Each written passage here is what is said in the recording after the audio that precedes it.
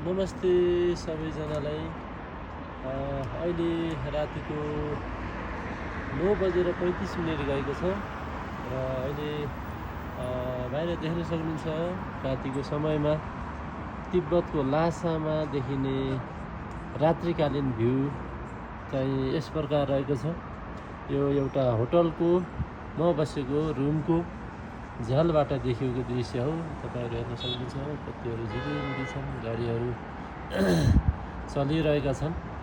अझ यो रुमबाट र यो ठाउँबाट अहिले भन्दा पनि दिउँसोको समयमा चाहिँ एकदमै राम्रो सिन देखिन्छ। म दिउँसो भिडियो बनाउँछु भन्दै त्यो चाहिँ सम्भव भएन। अलिकति बिरामी भएको कारणले गर्दाखेरि त्यति मुड पनि चलेन र रेस्ट गर्नतिर लागेँ।